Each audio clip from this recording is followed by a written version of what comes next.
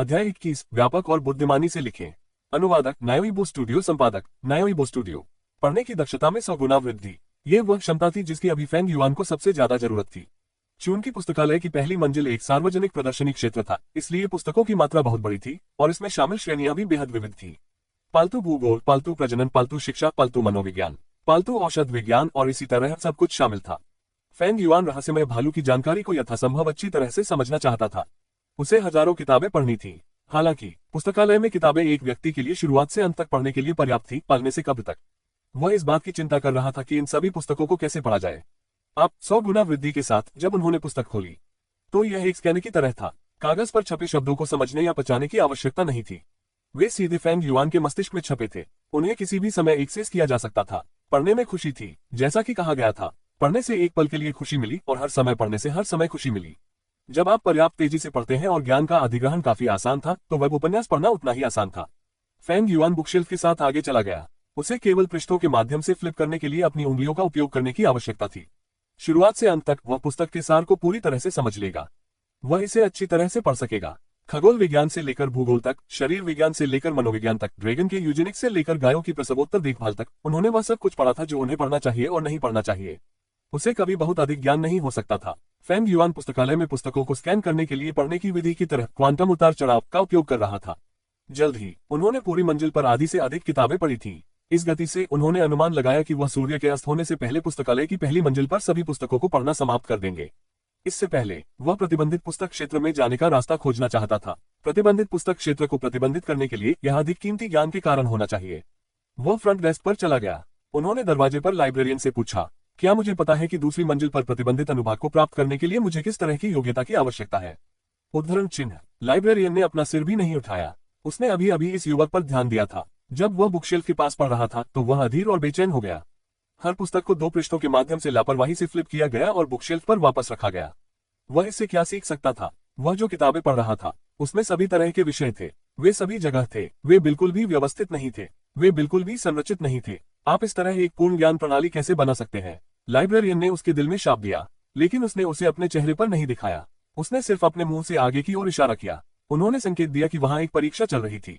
Feng yuan उस दिशा में चला गया जो वह इंगित कर रहा था और किसी के द्वारा जल्दी से रोक दिया गया था। आप जांचकर्ता हैं जो आज योग्यता मूल्यांकन में भाग ले रहे हैं। जल्दी से अपनी सीटों पर लौटे और बैठ जाएं। कागजात सौंपने वाले हैं। उद्धरण चिन्ह। उन्होंने अपने निर्देशों का पालन किया और बैठने के लिए एक खाली सीट पाए। उसके सामने एक खाली कागज रखा गया था। कागज पर घनी तरह से पैक किए गए हजारों सवाल थे। विकल्प थे, भराव इन द ब्लैंक और संक्षिप्त उत्तर। सभी प्रश्न पालतू जानवरों के ज्ञान के बारे में थे। बड़े लोग वैश्विक आर्थिक एकीकरण पर सभी पालतू जानवरों के युग के आगमन के प्रभाव के बारे में थे। छोटे लोग तीसरी पीढ़ी के हिंसक लिनेक्स और घुंघराले बालों वाली इलेक्ट्रिक बिल्ली के वंशज थे। उनके सामने के पंजे पर कुछ खलिहान थे। उनके पास वैसे भी सब कुछ था, कुछ भी बाहर नहीं रखा गया था। फेंग युआन ने जो देखा उससे वह स्तब्ध रह गया। हालांकि कोई फर्क नहीं पड़ता कि प्रश्न कितने कठिन थे। उनके जैसे किसी व्यक्ति के लिए जिसने दक्षता के 100 गुना के साथ पूरी लाइब्रेरी को पढ़ना समाप्त कर दिया था, कोई समस्या नहीं थी। चेन यंग, जो सामने की पंक्ति में बैठे थे, ने मुड़कर फेंग युआन को देखा। थोड़ा आश्चर्यचकित हुआ, फिर उसने अपना कंपार्टमेंट वापस पा लिया। आप योग्यता मूल्यांकन के लिए प्रश्नों के प्रकार से खुद को परिचित करने के लिए अग्रिम में आए थे, है ना? वास्तव में कई प्रश्न हैं और वे बहुत कठिन हैं। पहली बार जब आप यहाँ आएंगे तो आप निश्चित रूप से उन्हें परेशान करेंगे। बाद में और किताबें पढ़ें। जब आप स्वतंत्र होते हैं तो आप फिर से जानकारी की जांच कर सकते हैं और धीरे धीरे उस व्यक्ति की सोच को समझ सकते हैं जो सवालों के साथ आया था। ये बेहतर होगा। उद्धरण चिन्ह। उसने कृपया अपने सीखने के अनुभव को फेंग युआन के साथ साझा किया। फेंग युआन ने सिर हिलाया। उन्होंने खाली कागज उठाया और थोड़ी देर के लिए इसका अध्ययन किया। फिर उसने अचानक कलम उठाए और उस पर लिखना शुरू कर दिया।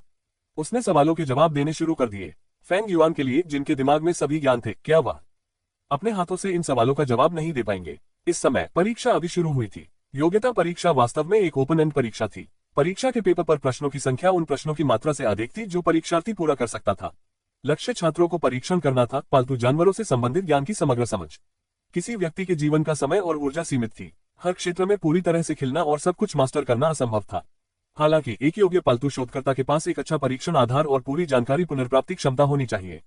दूसरे शब्दों में, वैज्ञानिक अनुसंधान में आपके पास ऐसी चीजें हो सकती हैं जिन्हें आप समझ नहीं पाए हैं, लेकिन जब आपको कोई समस्या हुई तो आपको ये जानना होगा कि उत्तर कहाँ खोजना है। यही कारण था कि योग्यता परीक्षा पेपर खोलने का विकल्प चुनेगी। हालांकि फेंग युआन अपनी सीट पर बैठे थे, कागज पर जमकर लिख रहे थे, जल्दी से सवालों के जवाब दे रहे थे। उन्होंने परीक्षा को एक बंद किताब के रूप में माना था। क्या वह क्या कर रहा है? वह इतनी तेजी से क्यों लिख रहा है? उद्धरण चिन्ह, वह पूरी तरह से स्क्रिबलिंग है। प्रश्नों का दायरा सभी विषयों को शामिल करता है। उसकी उम्र में वह सब कुछ कैसे जान सकता है? उद्धरण चिन्ह, जब ये बच्चा अभी दरवाजे में प्रवेश किया तो मैं कहना चाहता था कि किताबें इस तरह नहीं पढ़ी जाती हैं। जैसा कि कहा जाता है, एक पुस्तक को 100 बार पढ़ना स्वयं स्पष्ट है। सबसे अच्छा पढ़ना इसे बार बार पढ़ना है। आप इसे देखकर कुछ भी कैसे सीख सकते हैं? उद्धरण चिन्ह, मुझे संदेह है कि वह दिखावा कर रहा है। लड़कियों के सामने अपना ज्ञान दिखाने के लिए उन्होंने पूरा पेपर लिखा। वास्तव में वह कुछ भी नहीं जानता है। वह सिर्फ मनोरंजन के लिए कागज पर एक उपन्यास लिख रहा है। उद्धरण चिन्ह, फेंग युआन ने उन सवालों पर कोई ध्यान नहीं दिया जो उस पर उड़ रहे थे। उसने अपना सिर भी नहीं उठाया। उसने उन्हें बिल्कुल नहीं सुना। कागज पर सवाल वास्तव में बहुत सारे थे और बहुत जटिल थे।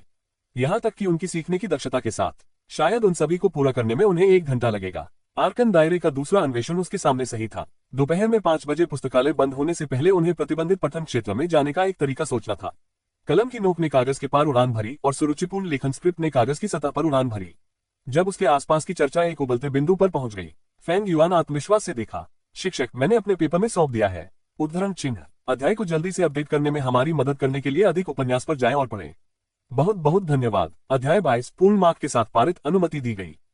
अनुवाद कर नायोइबो स्टूडियो संपादक, नायोइबो स्टूडियो। उसने अपने पेपर में सौंप दिया था। क्या मजाक है, परीक्षा अभी तक शुरू नहीं हुई थी। प्रतिबंधित पुस्तक क्षेत्र के लिए योग्यता परीक्षा केवल पुस्तकालय के पहले तल पर सार्वजनिक क्षेत्र के बंद होने के बाद शुरू होगी। पिछले घंटे में हर कोई आमतौर पर पहले सवालों की जांच करना पसंद करेगा।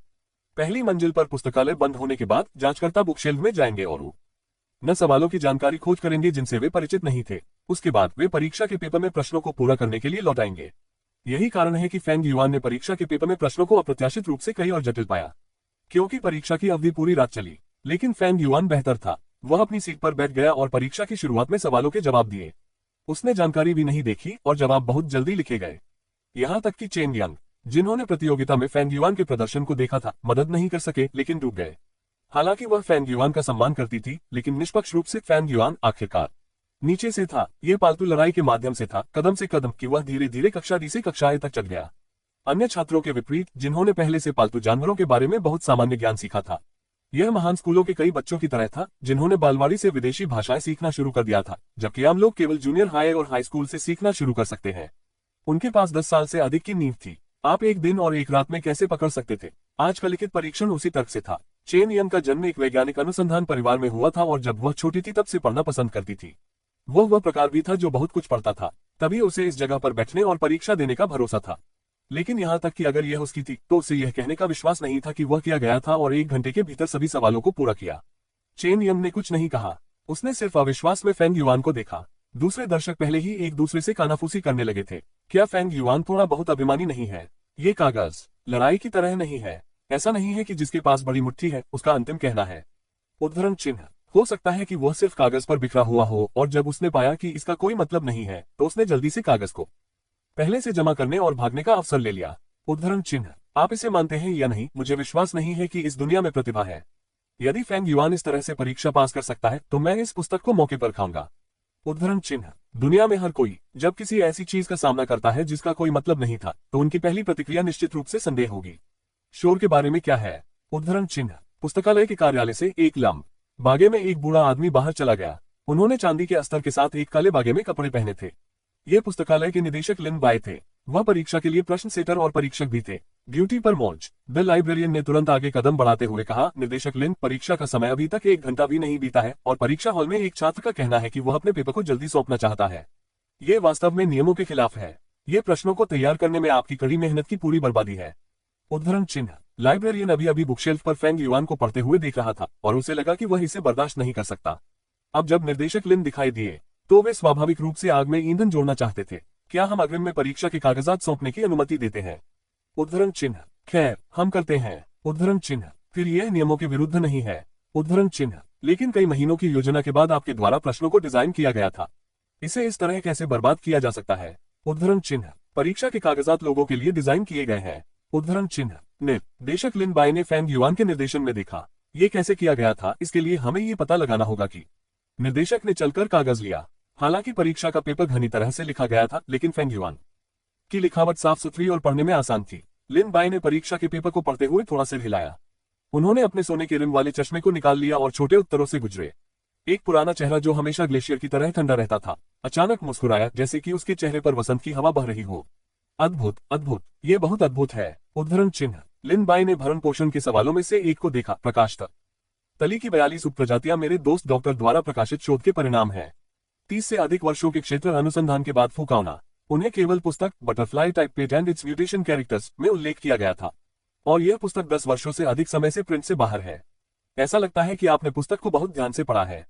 इतनी कम उम्र में यह आसान नहीं है। यह बिल्कुल भी आसान नहीं है। उद्धरण चिन्ह। और यहाँ लिन बाई ने पारंपरिक फार्मास्यूटिक्स में पारंपरिक 16 बुनियादी तैयारी विधियों के अलावा एंटीडोट्स की तैयारी विधि पर कागज पर एक छोटे उत्तर प्रश्न की ओर इशारा किया। आप वास्तव में 17वीं विधि लिख सकते हैं। ये वास्तव में आश्चर्यजनक है। उद्धरण चिन्ह। क्या 17वीं तैयारी विधि? उद्धरण चिन्ह। भीड़ हंगामे में थी। एंटीडोट्स की 16 तैयारी के तरीके सामान्य ज्ञान थे जो सभी के दिलों के निचले हिस्से में निहित थे। 17वां भाग कब आया? एक को यह जानना था कि दवा जितनी अधिक बुनियादी थी उतनी ही गहराई से सभी का शोध होगा।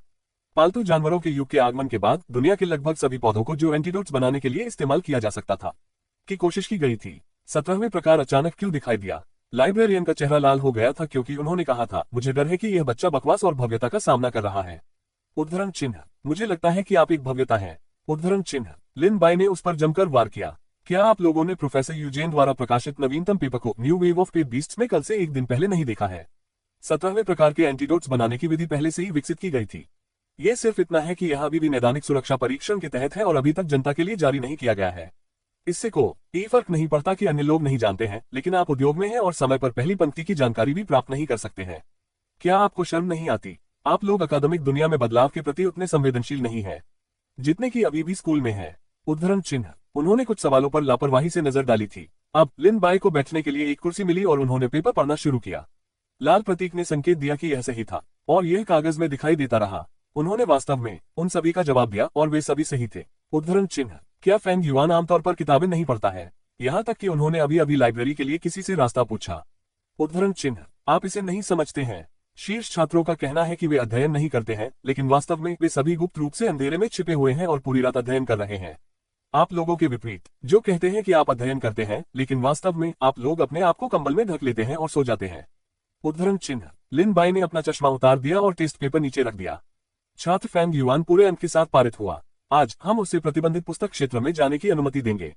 उद्धरण चिन्ह। लाइब्रेरियन झिझक रहा था, लेकिन निदेशक फेंग युआन ने योग्यता मूल्यांकन में भाग लेने का लिए सामान्य पंजीकरण प्रक्रिया को पारित नहीं किया। पहले कभी ऐसी कोई मिसाल नहीं रही। उद्धरण चिन्ह। यदि कोई मिसाल नहीं है तो यह मिसाल अब सेट की जाएगी।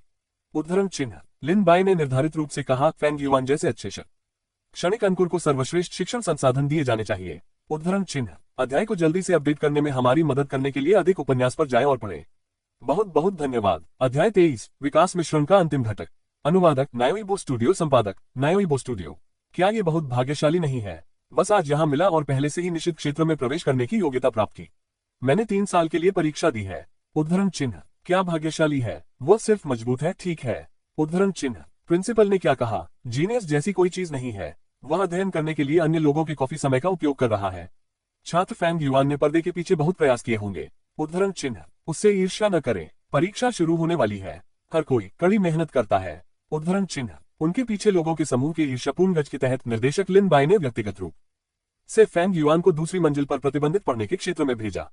जब वह सीढ़ियों से ऊपर गया तो वह उससे बात कर रहा था। पहली मंजिल पर अंतरिक्ष की तुलना में प्रतिबंधित पढ़ने का क्षेत्र बहुत अधिक विशाल था। उसमें से एक बेहोश अजीब खुशबू आ रही थी। फेंग युआन ने केवल कुछ कदम उठाए थे जब उन्होंने एक बूढ़े व्यक्ति को सफेद बालों और दाढ़ी के साथ प्रयोग की मेज के सामने कुछ दवा मिलाते हुए देखा था।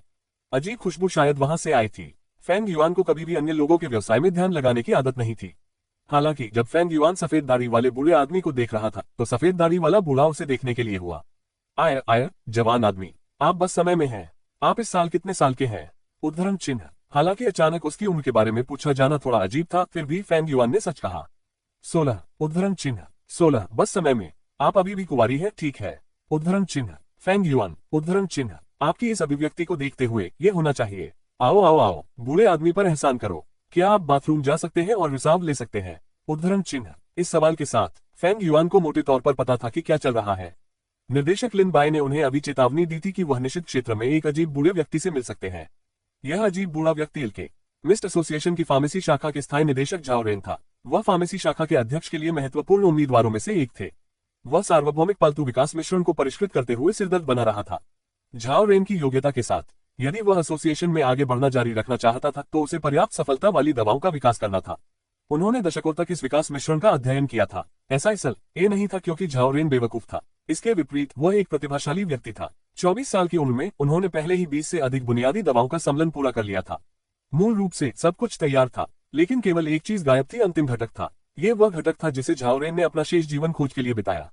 सबसे पहले उन्होंने पालतू औषधीय जड़ी बूटियों के लिए दुनिया भर में खोज की जिन्हें घटक के रूप में इस्तेमाल किया जा सकता था, और सभी खुराक की कोशिश की। ये बेकार था। कुछ वर्षों के बाद उन्होंने उन सामग्रियों की भी कोशिश की जिनका वे सामान्य रूप से उपयोग नहीं करेंगे। मिर्च, प्याज, लहसुन और इसी तरह ऐसा कुछ भी नहीं था जिसकी आप कल्पना कर सकते हैं कि झाओ रेन ने कोशिश नहीं की थी। आज तक उसने कुछ अजीब चीजों का चयन करना भी शुरू कर दिया। उदाहरण के लिए उन्होंने पालतू जानवरों के मल और यहाँ तक कि मानव मल का परीक्षण किया था। नहीं, ये सिर्फ काम नहीं किया। झाओ रेन ने हर दिन और रात ऐसा किया। निषिद्ध पुस्तक क्षेत्र की दूसरी मंजिल पर प्रयोगशाला में उन्होंने बार-बार उन प्रयोगों को किया जो उन्होंने तब से शुरू किए थे जब वह अपने बिसवा दशा में थे। कुछ लोगों ने कहा कि वो पूरी तरह से जुनूनी था, कुछ लोगों ने कहा कि उनकी मानसिकता पूरी तरह से ढह गई थी। एक जीनियस की कहानी एक हारे हुए में बदल गई क्योंकि वह एक कठिन समय से गुजरा। उन्होंने हमेशा लोगों का ध्यान आकर्षित किया था और यह व्यापक रूप से फैला हुआ था। हालांकि झाओ रेन ने एक पल के लिए भी अपनी दिशा पर संदेह नहीं किया था और न ही उसे छोड़ने का मामूली इरादा था। ऐसा इसलिए था क्योंकि यह न केवल उसकी अपनी इच्छा थी बल्कि झाओ परिवार के पूर्वजों की इच्छा भी थी। झाओ परिवार कभी आर्कन दायरे के संरक्षक में से एक था और विकास मिश्रण के लिए इस नास्खा को झाओ परिवार के पूर्वजों द्वारा आर्कन दायरे में ओबेलिस्क से कॉपी किया गया था। ये पालतू जानवर के विकास के बारे में विस्तार से दर्ज करता है और इसकी ताकत कितनी भयानक हो सकती है। दुर्भाग्य से या अद के दौरान इस आर्कन दायरे ओबेलिस्क को नष्ट कर दिया गया था। समय बीतने पर भी रगड़े खो गई। अब केवल एक टुकड़ा बचा था जिसे झाओ रेन द्वारा एक खजाने के रूप में निषिद्ध पुस्तक क्षेत्र की दीवार पर लगाया गया था। उन्होंने दशकों बिताए और मुश्किल से 20 से अधिक प्रकार के कच्चे माल की वसूली करने में कामयाब रहे जो उनकी सीमा थी। हालांकि वह वास्तव में अंतिम घटक नहीं खोज सका। मैंने सुना है कि कुंवारी लड़के के मूत्र में जन्मजात मर्दाना ऊर्जा होती है। शायद यह विकास मिश्रण की तैयारी में योगदान कर सकता है। उद्धरण चिन्ह। शायद वह बहुत लंबे समय तक विज्ञान द्वारा खेला गया था। झाओ रेन ने लोक उपचार में विश्वास करना शुरू कर दिया। फेंग युआन ने स्वाभाविक रूप से परवाह नहीं की। वह बस गलियारे में खड़ा था और दीवार पर कॉपी को देखा। डिंग, कॉपी नंबर 36 ओबेलिस्क का पता चला। विकास मिश्रण क्लोजिंग स्क्वायर ब्रैकेट 100 गुना वृद्धि के लिए आगे बढ़ें। क्लोजिंग स्क्वायर ब्रैकेट मेजबान निम्नलिखित वृद्धि विधियों में से चुन सकते हैं। क्लोजिंग स्क्वायर ब्रैकेट सबसे पहले वृद्धि को छोड़ दें और विकास मिश्रण 1% के लिए नुस्खा प्राप्त करें। क्लोजिंग स्क्वायर ब्रैकेट दूसरा 100 गुना वृद्धि प्राप्त करें और विकास मिश्रण 100% के लिए नुस्खा प्राप्त करें। क्लोजिंग स्क्वायर ब्रैकेट उन्होंने कभी नहीं सोचा था कि उनकी 100 गुना वृद्धि प्रणाली का उपयोग इस तरह से किया जा सकता है। फेंग युआन की आंखें मदद नहीं कर सकती थी लेकिन प्रकाश कर सकती थी। दूसरा विकल्प चुने। बहुत जल्दी विकास मिश्रण नुस्खा जिसने विस्तृत तैयारी विधि दर्ज की थी उसके सामने स्पष्ट रूप से प्रदर्शित किया गया था। वास्तव में 20 से अधिक प्रकार के कच्चे माल थे, विशिष्ट खुराक, अनुपात और इसके अलावा के आदेश सभी को इस पर बहुत विस्तार से दर्ज किया गया था। और इन पारंपरिक औषधीय सामग्रियों के बाहर फेंग युआन को एक चित्र मिला।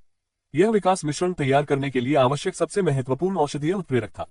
टाइटन भालू के केराटिन क्रिस्टल 100 ग्राम। उद्धरण चिन्ह। अध्याय को जल्दी से अपडेट करने में हमारी मदद करने के लिए अधिक उपन्यास पर जाएं और पढ़ें। बहुत बहुत धन्यवाद। अध्याय 24 सत्य को देखते हुए धनुष। अनुवादक नायोइबो स्टूडियो, संपादक नायोइबो स्टूडियो। टाइटन भालू का केराटिन क्रिस्टल 100 ग्राम। उद्धरण चिन्ह। फेंग युआन की प्रणाली को 100 गुना बढ़ाने के बाद ये वही था जो विकास मिश्रण के पर्चे पर लिखा गया था। टाइटन भालू के नाम ने तुरंत फेंग युआन का ध्यान आकर्षित किया।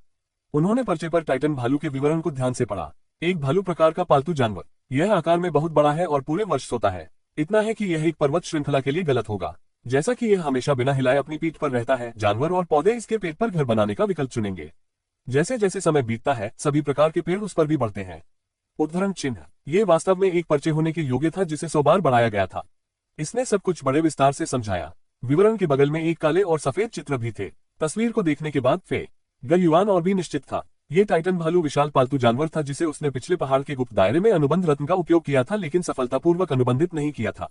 हालांकि बुनियादी जानकारी के अलावा पर्चे ने टाइटन भालू को अनुबंधित करने के बारे में कोई और निर्देश नहीं दिया। ऐसा लगता था कि उसे अभी भी जानकारी की खोज जारी रखने की आवश्यकता है।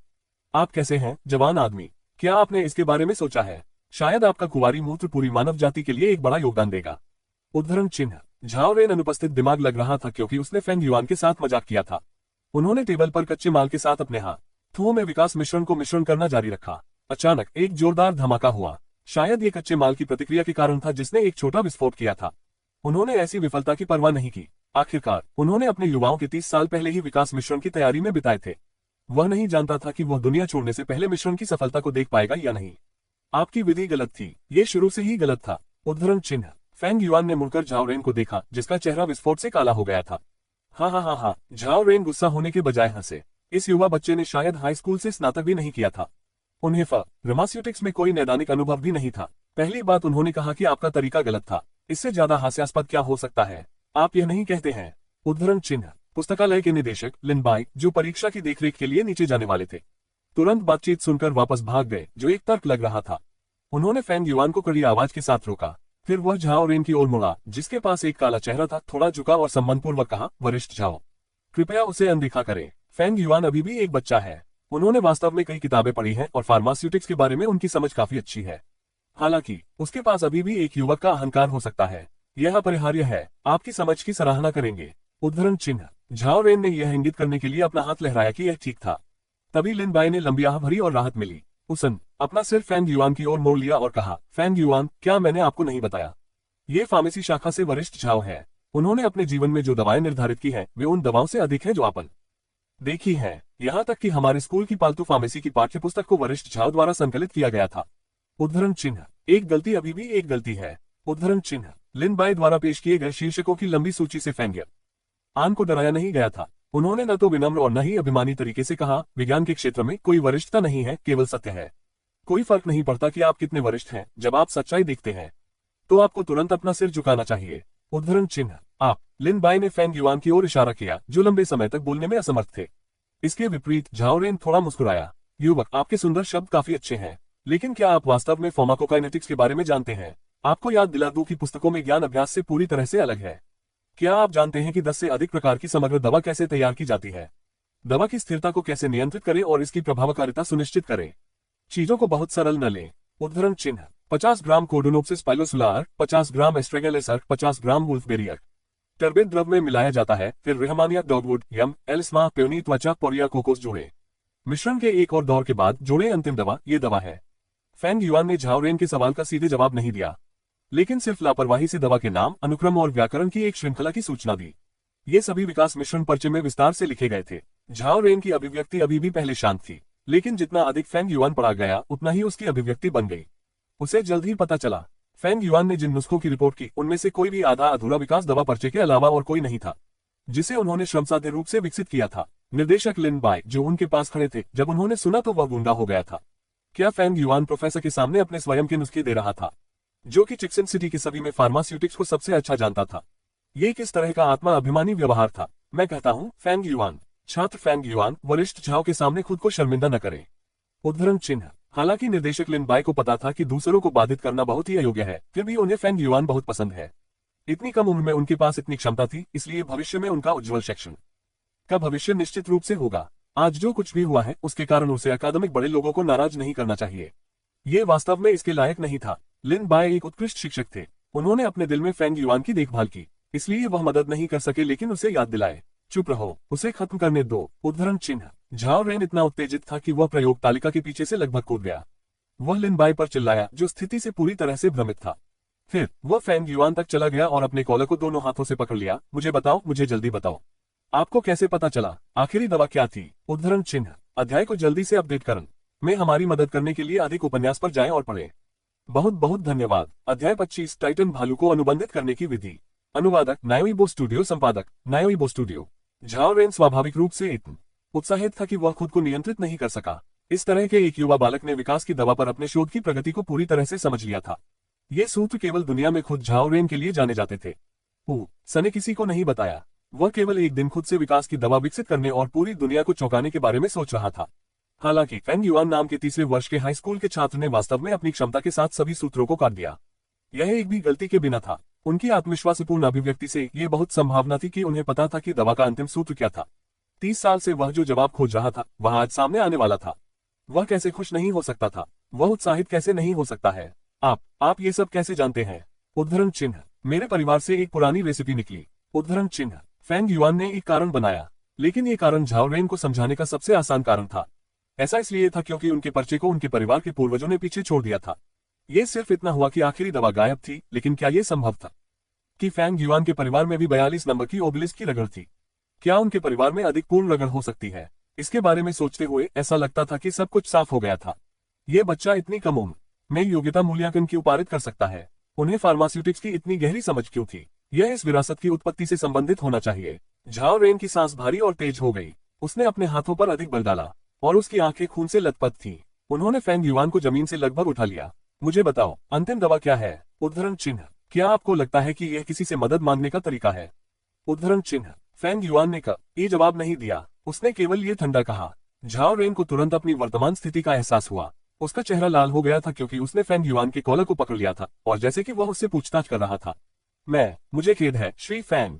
उद्धरण चिन्ह। झाओ रेन ने तुरंत माफी मांगने का फैसला किया। यहाँ तक कि वरिष्ठ ने जूनियर को संबोधित करने के तरीके को भी बदल दिया। उन्हें श्री फेंग के रूप में संबोधित करना उन्हें एक समान के रूप में संबोधित करना था।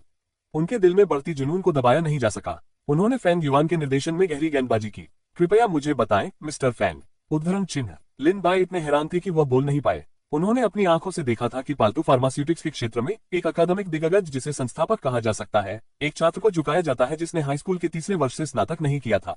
उन्होंने यहाँ तक कहा था, कृपया मुझे बताएं।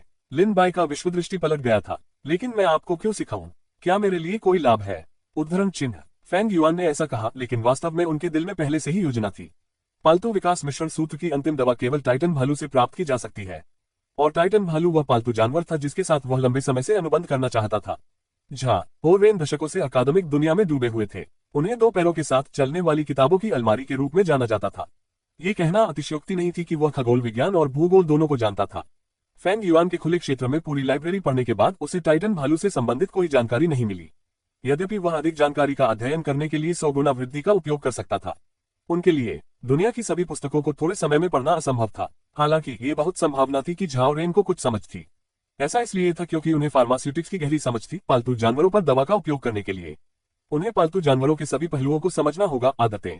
अब फेंग युआन पर्चे को जानता था। दूसरी पार्टी टाइटन बियर की अनुबंध विधि को जान सकती है। फेंग युआन ने टाइटन बियर को अनुबंधित करने के बाद वह इस औषधीय जड़ी बूटी के साथ झाओ रेन को पूरी तरह से प्रदान कर सकता है। एक शब्द में, उनके हित निकट से संबंधित थे, या यहाँ तक कि कहा जा सकता था कि वे एकमत थे। मिस्टर फेंग, मैं आपको कुछ भी दे सकता हूँ जो आप चाहते हैं। उद्धरण चिन्ह। भले ही झाओ रेन ने यह बहुत ईमानदारी से कहा, लेकिन वह थोड़ा दोषी महसूस करता था। ऐसा इसलिए था क्योंकि उसने अपने अधिकांश सफल जीवन को देखा। उसकी कोई पत्नी नहीं थी, कोई बच्चे नहीं थे और कोई घर नहीं था। वह दूसरी मंजिल पर निषिद्ध पुस्तक क्षेत्र में रहता था। उसके पास कुछ पैसे थे, लेकिन इसका उपयोग किया गया था क्योंकि उसे विकास मिश्रण विकसित करने के लिए कई महंगी जड़ी बूटियों को खरीदने की आवश्यकता थी। वह वैज्ञानिक अनुसंधान पर केंद्रित था। उन्होंने पालतू जानवरों के प्रजनन और लड़ने की ज्यादा परवाह नहीं की। वे सिर्फ सबसे आम गुणवत्ता थे, सबसे आम ग्रेड। संक्षेप में, हालांकि उन्होंने कहा कि वह आपको वह दे सकते हैं जो आप चाहते थे, जो उन्होंने अपने दिल में ऐसा सोचा था, लेकिन वास्तव में अकादमिक दुनिया में उनके प्रभाव और फार्मेसी शाखा के तथाकथित मानद प्रोफेसर शीर्षक के अलावा झाओ रेन के पास फेंग युआन की पेशकश करने के लिए और कुछ नहीं था। उसके पास वास्तव में फेंग युआन की पेशकश करने के लिए कुछ भी नहीं था। झाओ रेन ने अपने दिल में एक ठंड महसूस की। यह एक मौका था जो उसने आखिरकार पाया था। क्या वह इसे वैसे ही याद करने वाला था? बेशक, मुझे अभी भी इसे पहले से कहना है। यदि आप पैसा या कुछ चाहते हैं तो मैं आपको संतुष्ट नहीं कर सकता। उद्धरण चिन्ह। फेंग युआन ने झाओ रेन के खत्म होने का इंतजार नहीं किया। वह सीधे इस बिंदु पर गया। पहले मुझे बताओ, आप पालतू जानवरों के बारे में क्या जानते हैं, जैसे टाइटन बियर? उद्धरण चिन्ह। टाइटन भालू, टाइटन भालू। उद्धरण चिन्ह। झाओ रेन ने एक पल के लिए सोचा। ये वास्तव में वह क्या अच्छा था। उनकी डॉक्टरेट थीसिस दुर्लभ पालतू जानवरों की आदतों का सारांश थी। उनमें से टाइटन भालू था। फेंग युआन ने केवल सवाल पूछे और झाओ रेन से वादा नहीं किया कि वह उसे आखिरी दवा का सूत्र बताएगा। हालांकि झाओ रेन पर बिल्कुल भी पहरा नहीं था। उसने उसे वह सब कुछ बताया जो वह जानता था। ऐतिहासिक अभिलेखों के अनुसार ओबिलिस्क ने एक बार दर्ज किया था कि दुनिया में कई दुर्लभ पालतू जानवर थे जिन्हें अनुबंधित करना मुश्किल था। उद्धरण चिन्ह। टाइटन भालू उनमें से एक था। उद्धरण चिन्ह। यह इसलिए था क्योंकि इसका आकार बहुत बड़ा था और अनुबंध रत्न के साथ एक अनुबंध बनाना मुश्किल था। हालांकि एक बार एक मानव पूर्वज था जिसने इस असंभव चुनौती को प्राप्त किया। डायरी के अनुसार उन्होंने पीछे छोड़ दिया, सभी पालतू जानवरों की अपनी पसंदीदा चीजें हैं। उद्धरण चिन्ह। जब तक ट्रेनर पालतू जानवर की इच्छाओं को पूरा कर सकता है, तब तक पालतू जानवर की अनुकूलता बढ़ जाएगी। जब अनुकूलता एक निश्चित स्तर पर पहुंच जाती है, तो पालतू जानवर मानव के साथ अनुबंध बनाने की पहल कर सकता है। उद्धरण चिन्ह। उस समय जब इस पूर्वज ने टाइटन बियर को अनुबंधित किया था, उन्होंने टाइटन बियर के पसंदीदा भोजन का उपयोग किया था, बंदर शहद। उद्धरण चिन्ह। अध्याय को जल्दी से अपडेट करने में हमारी मदद करने के लिए अधिक उपन्यास पर जाएं और पढ़ें। बहुत बहुत धन्यवाद। अध्याय 26। अपने शब्दों को सुनो, 10 वर्षों के लिए अध्ययन से बेहतर है। अनुवादक नायोइबो स्टूडियो, संपादक नायोइबो स्टूडियो, बंदर शहर। उद्धरण चिन्ह। फेंग युआन ने नीचे कई किताबें पढ़ी थी, लेकिन उन्होंने इस तरह के भोजन के अस्तित्व के बारे में कभी नहीं सुना था। झाओ रेन ने सिर हिलाया और कहा, सभी भालू पालतू मीठे भोजन के बेहद शौकीन हैं। हनी उनका पसंदीदा भोजन है। कोई अन्य भोजन नहीं है जो उन्हें बेहतर पसंद है। यदि आप जंगली जंगल में निरीक्षण करते हैं तो आप पाएंगे कि एक और शहद खाने के लिए भूरे भालू को सिर से पैर तक मधुमक्खियों द्वारा डंक मारने के लिए तैयार किया जाएगा। उन्हें इस हद तक शहद पसंद है। हालांकि टाइटन भालू शक्तिशाली हैं, उनकी खाद्य वरीयताओं का कोई अपवाद नहीं है। उद्धरण चिन्ह। बंदर शहद एक प्रकार का शहद है जो केवल लंबे समय तक सशस्त्र आध्यात्मिक बंदर पालतू जानवरों को मिल सकता है। शराब बनाने और पोषण करने के 10 से अधिक वर्षों के बाद स्वाद अन्य शहद की तुलना में स्वाभाविक रूप से अधिक स्वादिष्ट होता है। ये वह भोजन भी है जो टाइटन भालू और ट्रेने के बीच अंतरंगता को बढ़ाने के लिए सबसे आसान है। उद्धरण चिन्ह। जैसा कि उन्होंने पहले वादा किया था, झाओ रेन ने वास्तव में फेंग युआन को वह सब कुछ बताया जो वह जानता था। उन्होंने जारी रखा, पालतू प्राणी विज्ञानी के अवलोकन के अनुसार टाइटन भालू एक वर्ष में लगभग 3 मौसमों में एक लंबे हाइबरनेशन राज्य में गिर जाएगा। हाइबरनेशन से पहले ये किसी भी शहद को इकट्ठा करेगा जिसे वह अपने हाथों की हथेलियों पर शहद पा सकता है और धब्बा कर सकता है। जब यह अपनी गहरी नींद से उठता है और थोड़ा अधिक सचेत हो जाता है तो यह अपनी जीभ को बाहर निकाल देगा और गहरी नींद में गिरने से पहले थोड़ी देर के लिए इसे चाट लेगा। हालांकि समस्या यह है कि टाइटन भालू आमतौर पर बहुत लंबे समय तक सोते हैं। भले ही उनके हाथ और पैर शहद से ढके हों, लेकिन ये पर्याप्त नहीं है। वे स्वभाव से शांत हैं और व्यायाम करना पसंद नहीं करते हैं, और वे आसानी से खिलाया जाना पसंद करते हैं। भोजन की खोज के लिए उठना वह चीज है जो टाइटन भालू करने के लिए सबसे अधिक अनिच्छुक है। यदि एक ट्रेनर पर्याप्त बंदर शहद ला सकता है और हाइबरनेशन से उठने पर उसे अपनी हथेली पर धब्बा लगा सकता है, तो ये ट्रेनर की टाइटन भालू की अच्छी छाप को बढ़ाएगा। टाइटन भालू का मानना है कि आप एक ऐसे इंसान हैं जो अपनी प्रचंड भूख को संतुष्ट करने की क्षमता रखता है। यदि आप इस समय एक अनुबंध करने की कोशिश करते हैं तो ये बहुत संभावना है कि यह आपको अपना स्वामी बनाने के लिए तैयार होगा। उद्धरण चिन्ह। झाओ रेन के स्पष्टीकरण को सुनने के बाद फेंग युआन मदद नहीं कर सका, लेकिन हंसी। ऐसा लगता था कि यद्यपि टाइटन भालू बेहद शक्तिशाली था, लेकिन इसकी आदतें वास्तव में आकर्षक रूप से आराध्य थी। यह मीठा खाना पसंद करता था और अपने हाथों पर शहद चाटता था। एक स्थायी भोजन कार्ड खोजने के लिए यह एक मानव पालतू जानवर बनने में संकोच नहीं करता था। यह बहुत प्यारा था। ... ज्ञान प्राप्त करने के कई तरीके थे। कोई 10,000 किताबें पढ़ने का विकल्प चुन सकता है, या कोई उस व्यक्ति से परामर्श कर सकता है जिसने 10,000 किताबें पढ़ी थीं। फेंग युआन ने इस बार उत्तरार्ध को चुना और उससे बहुत फायदा हुआ था। यदि झाओ रेन के विस्तृत विवरण के लिए नहीं, तो फेंग युआन को यह नहीं पता होगा कि वह कहाँ गया होगा यदि उसने ये सब ज्ञान अपने दम पर इकट्ठा करने के लिए चुना था। झाओ रेन की ईमानदारी ने अंत में उनकी मदद की थी। धन्यवाद वरिष्ठ झाओ, मैं आपको बताऊंगा कब आखिरी दवा क्या है। कृपया मेरे कान के करीब आएं। उद्धरण चिन्ह। फेंग युआन ने कृतज्ञता में अपना सिर हिलाया और उसे सच बताने का फैसला किया कि झाओ रेन ने अपने जीवन के अधिकांश समय के लिए खोज की थी। जैसे ही उसने अपना मुंह खोला, झाओ रेन ने तुरंत अपने कान को अपनी तरफ कर लिया। अंतिम दवा है टाइटन भालू का केराटिन क्रिस्टल। उद्धरण चिन्ह। उद्धरण चिन्ह विस्मयादिबोधक चिन्ह विस्मयादिबोधक चिन्ह विस्मयादिबोधक चिन्ह। उद्धरण चिन्ह। सुनने के बाद झाओ रेन ने एक गहरी सांस ली। फार्मास्यूटिक्स के अपने ज्ञान के साथ उन्होंने तुरंत फार्माकोलॉजी को समझा। टाइटन भालू पृथ्वी तत्व का सर्वोच्च था और केराटिन आंसू से बना एक क्रिस्टल था जिसे भालू की आंखें हाइबरनेट करते समय गुप्त करती थी। ये क्रिस्टल बारीक जमीन था। फिर इसे विकास मिश्रण में जोड़ा गया जो पहले से ही आकार ले चुका था। एक स्टेबलाइजर के रूप में अंतिम उत्पाद तैयार नहीं होगा, और उसने वास्तव में पहले इतने सारे कच्चे माल पाए थे। उसे इसकी उम्मीद नहीं थी, और आज जब वह फेंग युआन के लिए टाइटन भालू की आदतों को पेश कर रहा था तो उसे तीसरे वर्ष के हाई स्कूल के छात्र द्वारा याद दिलाया गया था। ये वास्तव में व्यर्थ में इसे खोजने का मामला था, इसे बिना किसी प्रयास के प्राप्त करना। दूसरी ओर फेंग युआन की दवा क्षमता के लिए उनका गहरा सम्मान था। इस बच्चे ने वास्तव में उसे एक जूनियर के रूप में एक शानदार एहसास दिया। न केवल उसके पास एक गहरी सैद्धांतिक नींव थी, यह देखा जा सकता था कि उसके पास काफी व्यवहारिक क्षमता भी थी। यहाँ तक कि उनके पास एक बहुत मजबूत शिक्षण प्रतिभा थी। झाओ रेन गहरे विचार में गिर गया। जब फेंग युआन ने यह अंतिम दवा पेश की तो उसने मुझे सीधे अंतिम उत्तर नहीं दिया। इसके बजाय उन्होंने निरंतर पूछताछ की विधि का उपयोग किया, धैर्यपूर्वक मुझे अपने दम पर निष्कर्ष पर आने के लिए मार्गदर्शन किया। कौन जानता है, उसकी दवा की ताकत मेरे ऊपर भी हो सकती है। ... कुछ विचार के बाद झाओ रेन ने एक बार फिर से इस युवक फेंग युआन की अपनी समझ को ताजा किया और उसका मूल्यांकन उच्च स्तर तक बढ़ गया। बड़े होने से उन्होंने मूल रूप से युवा पीढ़ी की विकास क्षमता के बारे में सोचा था। अब ये साथियों के रूप में माना जा रहा था और यहाँ तक कि एक शिक्षक और एक दोस्त के रूप में भी। ये देखते हुए कि झाओ रेन लंबे समय से गहरे विचार में थे, उन्होंने एक भी शब्द नहीं कहा। उसके बगल में क्यूरेटर लिन बाय ने हवा में कुछ एमएस के निशान को सूंघा, ये सोचकर कि आखिरी दवा फेंग युआन का खुलासा सही नहीं था। खैर, सीनियर झाओ, हालांकि फेंग युआन बहुत प्रतिभाशाली है, वह अभी भी तो छोटा है। शायद उसकी सोच में कुछ अपरिपक्व है। वरिष्ठ झाओ, कृपया उसे क्षमा करें, कृपया उसे अनदेखा करें। हाँ। उद्धरण चिन्ह। ये कहने के बाद लिन बाय ने सूखा हंसाया। यदि वे वास्तव में वरिष्ठता के बारे में बात करते हैं तो फार्मास्यूटिक्स में झाओ रेन की स्थिति लिन बाय के मास्टर चाचा के बराबर थी। लिन बाय ने फेंग युआन का इलाज किया जैसे कि वह उनका अपना शिष्य हो। स्वाभाविक रूप से वह नहीं चाहता था कि फेंग युआन ने अपने द्वारा दिखाए गए पल को वरिष्ठ के लिए एक बुरी छाप छोड़ी, इसलिए वह इसके लिए बनाने के तरीकों की तलाश में रहा।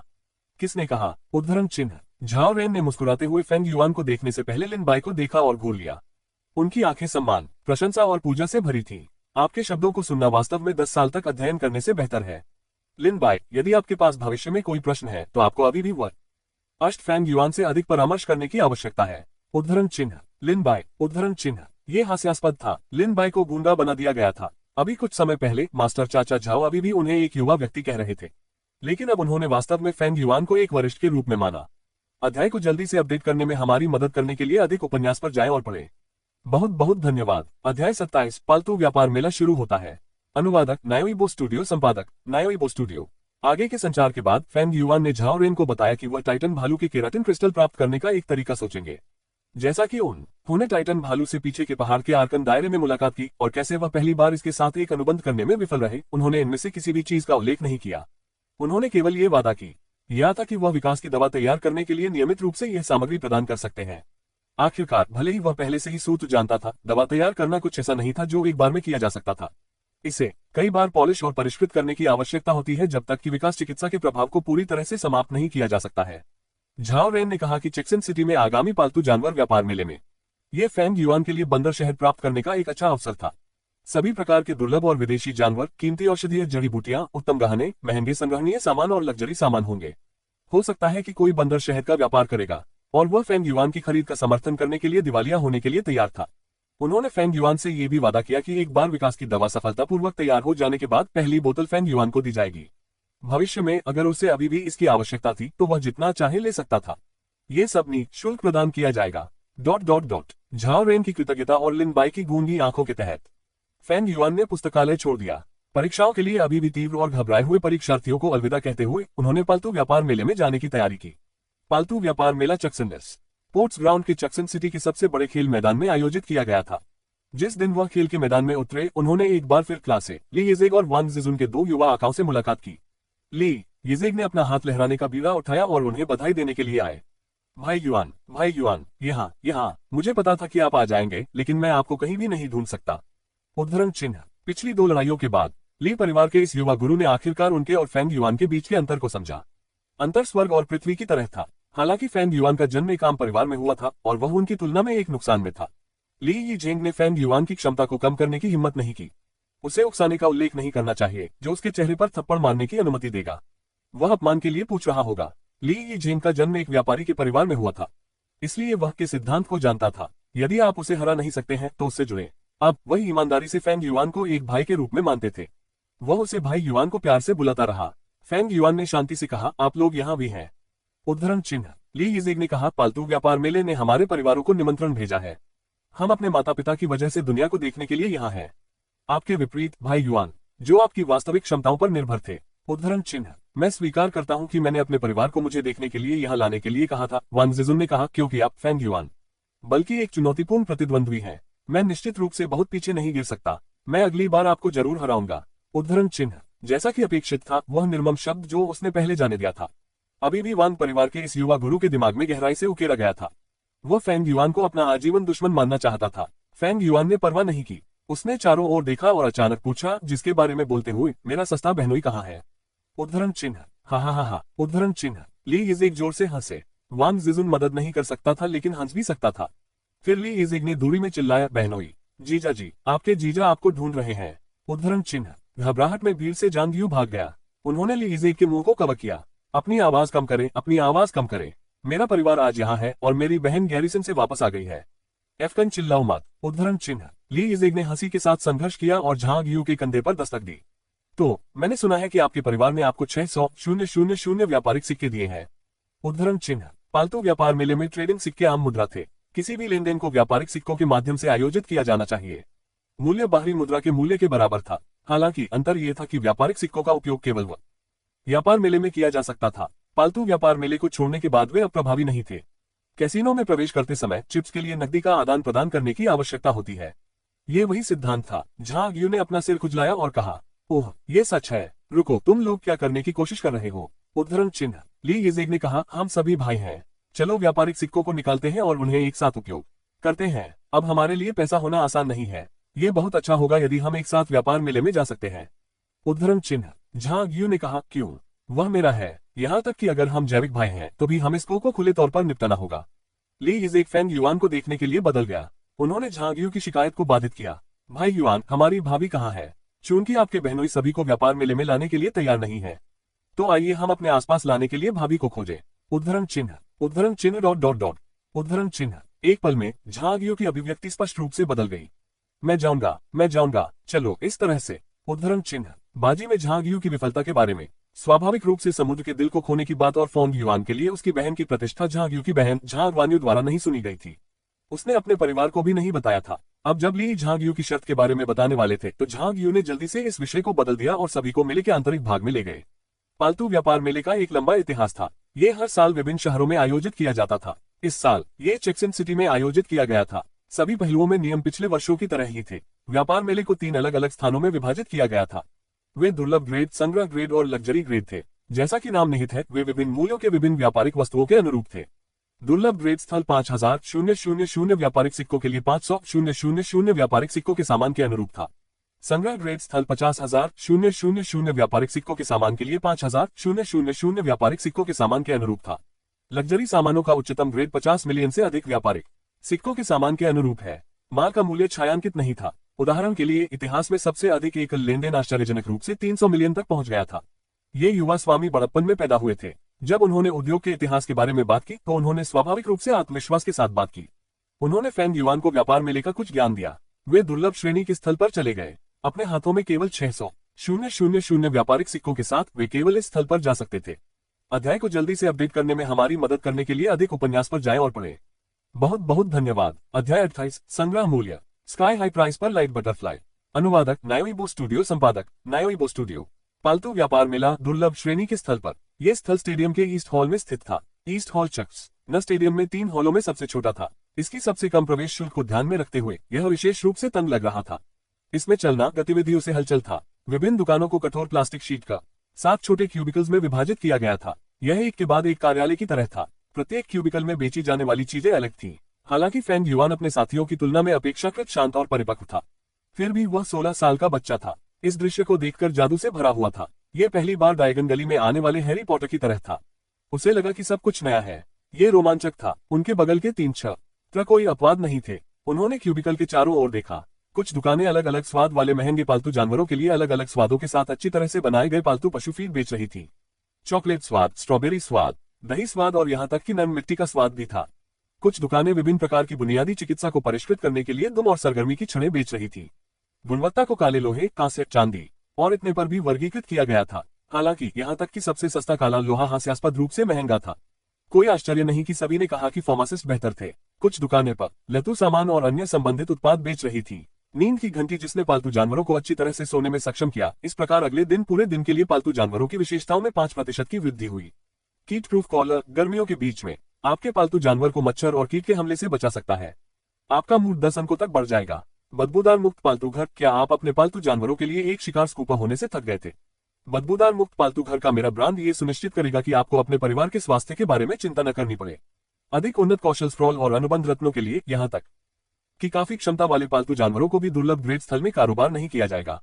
उन्हें संग्रह ग्रेड या यहाँ तक कि उच्च लग्जरी ग्रेड स्थल पर जाना था। जैसा कि 3 युवा स्वामी के पास केवल 600 व्यापारिक सिक्के थे, उनकी यात्रा केवल वही रुक सकती थी। इसके विपरीत फेंग युआन के पास पूरे व्यापार मेले के लिए एक स्कूल प्रमाणित पास था। वह स्वतंत्र रूप से 3 स्थानों पर जा सकता था। ली यिजेंग ने कहा, मैं भाई युआन से ईर्ष्या करता हूँ। हम यहाँ आपका इंतजार करेंगे। यदि अन्य 2 स्थानों में कुछ भी दिलचस्प है तो इसे हमारे साथ साझा करना याद रखें। उद्धरण चिन्ह। वांग जिजुन ने कहा, ऐसा लगता है कि मैं अभी भी आपसे दूर हूँ। छात्र फेंग युआन, मैं तुम्हारे साथ पकड़ लूंगा। उद्धरण चिन्ह। झांग यू ने कहा, फेंग युआन, मुझे भविष्य में बहनोई मत कहो। मेरी बहन यहाँ है। उद्धरण चिन्ह। ... फेंग युआन ने कुछ नहीं कहा। उसने सभी को अलविदा कह दिया और अकेले आगे बढ़ना जारी रखा। वैसे भी कोई फर्क नहीं पड़ता कि जो भी सामान बेचा जाता है वह उसे बर्दाश्त नहीं कर सकता। वह हर जगह घूम सकता है। वह पहली बार संग्रह स्तरीय स्थल पर पहुंचे। ये स्टेडियम वेस्ट हॉल में दूसरा सबसे बड़ा स्थल था। उसने सिर्फ दरवाजा खोलकर धक्का दिया था। वह स्पष्ट रूप से महसूस कर सकता था कि यहाँ का लेआउट दुर्लभ गुणवत्ता वाले क्षेत्र की तुलना में एक स्तर अधिक था। सबसे पहले लेआउट से प्रत्येक दुकान का अपना स्पष्ट साइन बोर्ड था। दुकानें एक दूसरे से सटे नहीं थीं। उन्होंने क्षेत्र को वर्गों में विभाजित किया और प्रत्येक का अपना शिविर था। बेची गई वस्तुएं अभी की तुलना में कम फैंसी थी, लेकिन वे स्पष्ट रूप से अधिक महंगी थी। स्थल के केंद्र में एक सूचना प्रकाशन केंद्र था। स्थिति को समझने के लिए वहां जाने के बाद ही उन्हें पता चला, यहाँ वे खरीदारों और विक्रेताओं की खरीद और प्रचार की जानकारी मुफ्त में जारी कर सकते थे। फेंग युआन पहली बार बंदर शहर के पंजीकरण की जानकारी जारी करने के लिए चला गया। ये जानकारी 30 मिनट के भीतर स्थल की सभी दुकानों के लिए सिंक्रोनाइज की जाएगी। वह पहले देखेगा कि बिक्री के लिए कुछ था या नहीं। रिसेप्शनिस्ट ने अपनी पेशेवर मुस्कान बनाए रखी। हेलो सर, आप क्या खरीदना या बेचना चाहेंगे? उद्धरण चिन्ह, मैं बंदर शहद खरीदने के लिए पंजीकरण कर रहा हूँ। मात्रा के संदर्भ में जितना अधिक बेहतर होगा, फेंग युआन ने कहा। कल पुस्तकालय में झाओ रेन ने पहले ही कहा था कि वह खरीद के लिए पैसे का ध्यान रखेगा। ठीक है, मैं आपके खरीद अनुरोध को पंजीकृत करने में आपकी सहायता करूंगा। उद्धरण चिन्ह, क्या कुछ और है जिसकी मैं आपकी मदद कर सकता हूँ? उदाहरण के लिए, क्या आपके पास कोई सामान है जिसे आप बेचना चाहते हैं या? उद्धरण चिन्ह, रिसेप्शनिस्ट का सेवा रवैया काफी विचारशील था। ये रवैया नहीं बदला क्योंकि फेंग युआन ने साधारण कपड़े पहने थे और युवा दिख रहे थे। वह दूसरों को नीचा दिखाने का एक क्लासिक कार्य नहीं करेगी। आखिरकार जो लोग संग्रह स्तरीय स्थल पर आ सकते थे वे सभी अमीर और महान थे। माल बेचना, फेंग युआन ने कुछ समय के लिए सोचा और कहा, क्या मैं देख सकता हूँ कि अन्य लोग क्या बेच रहे हैं? उद्धरण चिन्ह, बेशक सर, ये सार्वजनिक जानकारी है। फ्रंट डेस्क महिला ने धीरे से मुस्कुराते हुए पीछे से एक बड़ी नोटबुक निकाली। ये खरीद अनुरोध सूचना पुस्तक है। आज जारी की गई सभी खरीद अनुरोध जानकारी इसमें है। इसे कालानुक्रमिक क्रम में व्यवस्थित किया जाता है। आप इसे अपने दम पर संदर्भित कर सकते हैं। उद्धरण चिन्ह, उन्होंने रिसेप्शनिस्ट को धन्यवाद दिया। जब फेंग युआन उन चीजों को देखने के लिए अंतिम पृष्ठ की ओर मुड़ने वाला था जो हाल ही में बेची गई थी, तो उसने रिंग के बगल में गोंद को सुना। इसका मतलब ये था कि एक और नया ऑर्डर अभी बेचा गया था। लेन देन को पूरा करने के लिए 12.8 स्टार पैटर्न लाइट तितली की बिक्री को सौंपने के लिए अनाम विक्रेता को बधाई। लेन देन की कीमत 8 मिलियन व्यापारिक सिक्के हैं। उद्धरण चिन्ह, रिसेप्शनिस्ट की आवाज क्रिस्टल स्पष्ट थी। लाइट बटरफ्लाई, 8 मिलियन ट्रेडिंग सिक्के। फेंग युआन चौंक गया था। उनके सामान्य ज्ञान के अनुसार हालांकि प्रकाश तितली वास्तव में एक अपेक्षाकृत दुर्लभ उड़ान और कीट प्रकार के पालतू जानवर थे, इसे 8 मिलियन आकाश उच्च मूल्य पर नहीं बेचा जा सकता था। ये वास्तव में एक डकैती थी। अध्याय को जल्दी से अपडेट करने में हमारी मदद करने के लिए अधिक उपन्यास पर जाएं और पढ़ें। बहुत बहुत धन्यवाद। अध्याय 29, विदेशी रंग और पैटर्न अथाह मूल्य। अनुवादक नायोइबो स्टूडियो, संपादक नायोइबो स्टूडियो। जब फेंग युआन हैरान महसूस कर रहा था तो एक सुंदर लेकिन ठंडी दिखने वाली लाल बालों वाली लड़की मंच पर चली गई। उसकी सुंदरता ने तुरंत सभी का ध्यान आकर्षित किया। लाल बालों वाली लड़की ने अनुबंध रत्न को निकाल लिया जिसे 11 सितारा पैटर्न लाइट तितली के साथ सील कर दिया गया था। उसने ध्यान से अपनी पीठ पर पैटर्न का अध्ययन किया और फिर संतुष्टि के साथ सिर हिलाया। गुणवत्ता खराब नहीं है। उद्धरण चिन्ह, ठीक है। अनाम विक्रेता और खरीदार झांग वान्यू को बधाई। दोनों पक्षों ने लेनदेन का सफलतापूर्वक समापन किया है। फिर से बधाई। उद्धरण चिन्ह, फेंग युआन ने एक पल के लिए सोचा। झांग वान्यू एक परिचित नाम लग रहा था, हालांकि वह नहीं था जिसके बारे में उसे अभी सोचना चाहिए। वह ऊपर जाना चाहता था और इस व्यक्ति से पूछना चाहता था कि इतनी अधिक कीमत पर एक हल्का तितली क्यों बेचा जा सकता है। इससे पहले कि वह कुछ भी कह पाता, उसने देखा कि प्रकाश तितली के आसपास कई लोग थे और नॉनस्टॉप बकबक कर रहे थे। टीएस, ये गुणवत्तावास तब में आश्चर्यजनक है। 8 लाख, ये पैसा वास्तव में अच्छी तरह से खर्च किया गया है। उद्धरण चिन्ह, 11 सितारा पैटर्न, ये वास्तव में दुर्लभ है। मेरे पास एक 9 सितारा पैटर्न है, लेकिन मैं इसे बेचने के लिए सहन नहीं कर सकता। हाँ दीदी, आपकी नजर अच्छी है। उद्धरण चिन्ह, ये देखने का मेरा पहला मौका है। पैटर्न कितना स्पष्ट है, इसे देखें। हालांकि यह एक सफेद पंखों वाला है और ये थोड़ा अफसोस की बात है। उद्धरण चिन्ह, अजीब पैटर्न पहले से काफी दुर्लभ है। आप अभी भी अजीब रंग के पैटर्न चाहते हैं। आप इसे 8 मिलियन पर कैसे प्राप्त कर सकते हैं? आपको कम से कम 10 मिलियन तक जाना होगा। उद्धरण चिन्ह, चूंकि सभी तितली मित्र आज यहाँ एकत्र हुए हैं, इसलिए हम सभी अपने संग्रह क्यों नहीं दिखाते हैं? छोटी लड़की, आपको क्या लगता है? उद्धरण चिन्ह, ... चूंकि झांग वान्यू मंच से नीचे आया था, इसलिए विभिन्न उम्र के लोग लिंग उसके आसपास एकत्र हुए थे। उन्होंने आपस में चर्चा शुरू की। वे सभी अजीब कटबोली के साथ बोल रहे थे, यहाँ तक कि फेंग युआन, जिन्होंने कल बहुत सारी किताबें पढ़ी थी जो उन्हें इस दुनिया के बारे में बहुत कुछ सिखाती थी, अभी भी भ्रमित थी। झांग वान्यू, जो बीच में घिरा हुआ था, ने कहा, मेरे साथी तितली दोस्त, मुझे हर किसी का मूड खराब करने के लिए खेद है। दरअसल मैं हल्की तितलियों का संग्रह करता नहीं हूँ। मैंने इस 11 सितारा पैटर्न लाइट तितली को अपने लिए नहीं, बल्कि सेना में एक वरिष्ठ के लिए खरीदा। उद्धरण चिन्ह, मैं देखता हूँ। उद्धरण चिन्ह, उनके बगल के लोग अन्य विषयों के बारे में बात करते रहे। वे वहीं खड़े रहे और थोड़ी देर सुनी। फेंग युआन ने इस छोटे से शकल की स्थिति को मोटे तौर पर समझा। जैसे दुनिया में 2 समान पत्ते नहीं थे, वैसे ही दुनिया में 2 पालतू जानवर नहीं थे जो बिल्कुल समान थे।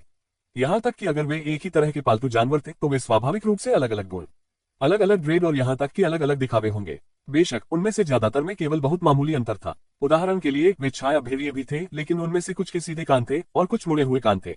उनमें से कुछ के कानों में एक अंतर था या ऐसा कुछ था। हालांकि उन्हें सामूहिक रूप से शैडो वॉल्स कहा जाता है। अन्य प्रकार के पालतू जानवरों के लिए भी यही सच था, लेकिन हल्की तितलियां बहुत खास थीं। इन पालतू जानवरों में से अधिकांश में सफेद पंख थे और उनके पंखों पर पैटर्न पेंटाग्राम की तरह थे। हालांकि प्रकृति सिर्फ इतनी अद्भुत थी। सामान्य सफेद के अलावा लाल, नारंगी, पीले, फिरोजा, हरे, नीले, बैंगनी, काले और चांदी के पंखों के साथ हल्की तितलियों की एक छोटी संख्या भी थी। इन्हें विदेशी रंग प्रकाश तितलियों कहा जाता था। इसी समय हल्की तितलियों के पंखों पर पैटर्न भी अलग थे। पेंटाग्राम आमतौर पर सबसे आम था। हालांकि 3 नुकीले तारे, 4 नुकीले तारे, 6 नुकीले तारे, 7 नुकीले तारे, 8 नुकीले तारे, 9 नुकीले तारे, 10 नुकीले तारे, 11 नुकीले तारे और 12 नुकीले तारे भी थे। मौजूद अन्य 9 अलग अलग पैटर्न को विदेशी पैटर्न लाइट तितलियों कहा जाता था। दोनों विदेशी रंग प्रकाश तितलियों और विदेशी पैटर्न प्रकाश तितलियों अत्यंत दुर्लभ थे। मनुष्य की बहुत इच्छा थी कि क्या दुर्लभ था, और हर कोई चाहता था कि क्या दुर्लभ था। इसलिए कमी की डिग्री के अनुसार विदेशी रंग और विदेशी पैटर्न वाली हल्की तितलियों को उच्च कीमत पर बेचा जा सकता है।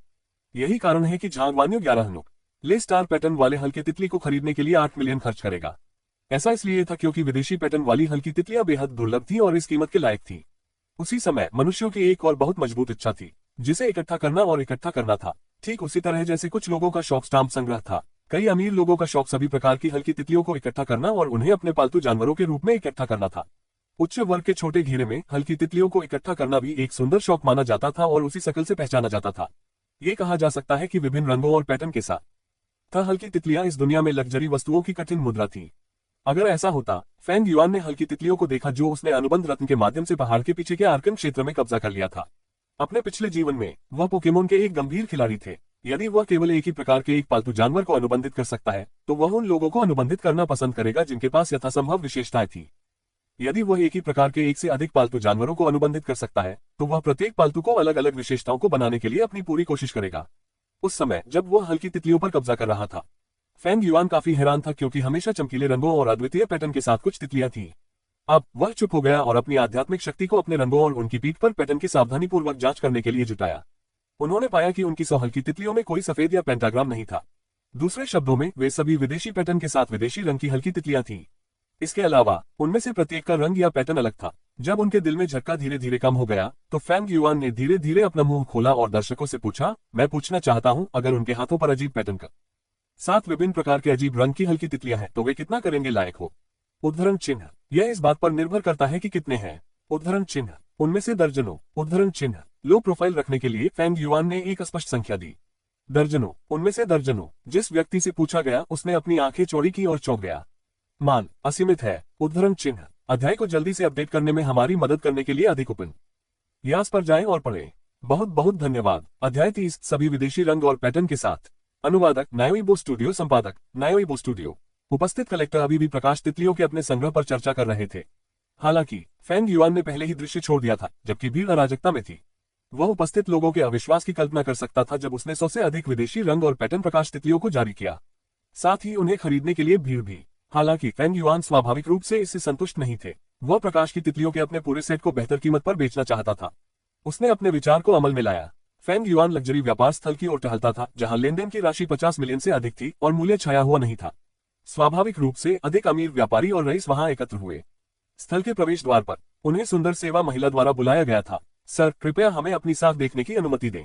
उद्धरण चिन्ह। फेंग युआन के बाद अपनी साख दिखाए। हमारा लग्जरी स्थल केवल लेनदेन की एक विधि का उपयोग करता है और वह नीलामी है।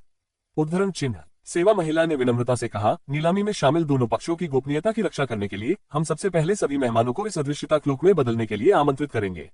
उद्धरण चिन्ह। दूसरी पार्टी से जो कुछ सौंपा गया था वह एक पतली घूंघट जैसी हुड वाली लबादा थी। यह एक पालतू वस्तु थी जो अदृश्यता गोरैया के पंखों और परिवर्तित भेड़ों की कश्मीरी से बनाई गई थी।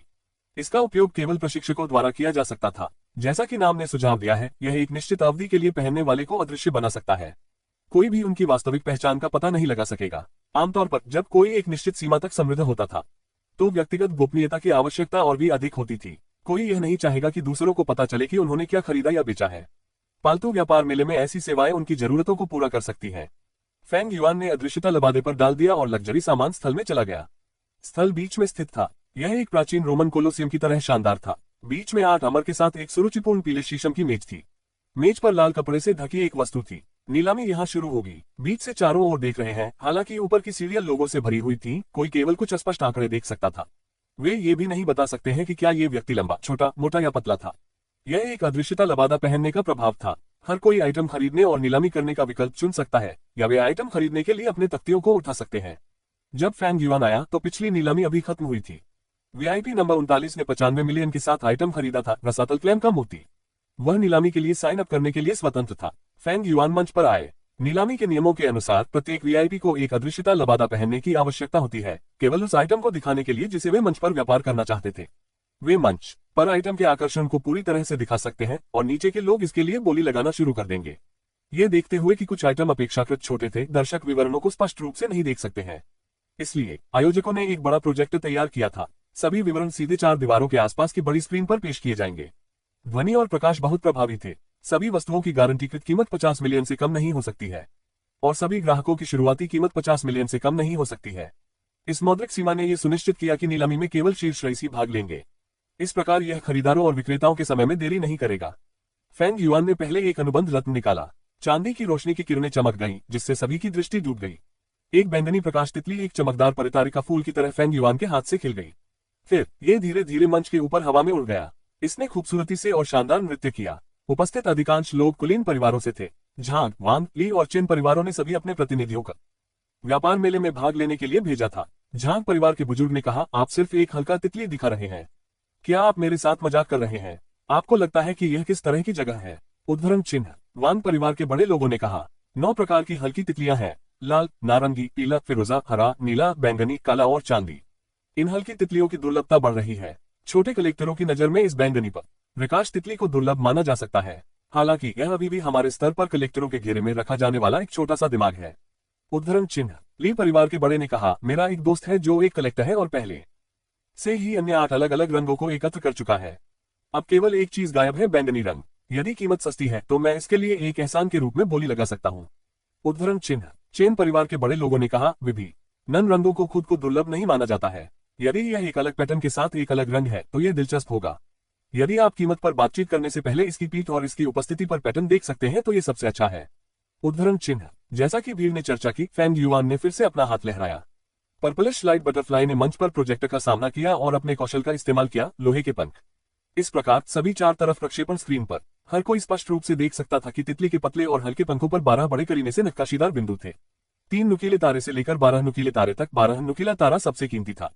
अभी 11 नुकीले सितारों के साथ एक साधारण प्रकाश तितली को 8 मिलियन में बेचा जा सकता है। अकेले 12 नुकीले सितारों के साथ एक बैंगनी प्रकाश तितली दे। ओह, तो यह 12 नुकीले तारों के साथ एक बैंगनी प्रकाश तितली है। दिलचस्प। उद्धरण चिन्ह। ये काफी अच्छा लग रहा है। उद्धरण चिन्ह। मुझे पहले अपने पुराने दोस्त के साथ कीमत पर चर्चा करने दें। उद्धरण चिन्ह। अनुमानित मूल्य 50 मिलियन से अधिक होना चाहिए। यह अभी लेन देन के मानक तक पहुंच गया है। उद्धरण चिन्ह। जब सभी लोग अपेक्षित मूल्य पर लगभग बस गए थे तो फेंग युआन ने नीलामी की शुरुआत की घोषणा नहीं की थी। बस जब हर कोई हैरान था तो प्रकाश की किरणें मंच पर लगातार चमकती थीं। लाल, नारंगी, पीला, फिरोजा, हरा, नीला, बैंगनी, काला और चांदी। मंच पर रहस्यमय व्यक्ति के लिबादे के नीचे से एक जादूगर के सपने के प्रदर्शन की तरह अनगिनत प्रकाश तितलियों ने एक ही समय में उड़ान भरी। यह एक फीनिक्स को श्रद्धांजलि देने वाले 100 पक्षियों के दृश्य की तरह था। दर्शक सदमे में खड़े हो गए। क्या ये सब है? यह विदेशी रंगों और पैटर्न के साथ सभी हल्की तितलियों है। उद्धरण चिन्ह। अध्याय को जल्दी से अपडेट करने में हमारी मदद करने के लिए अधिक उपन्यास पर जाएं और पढ़ें। बहुत बहुत धन्यवाद।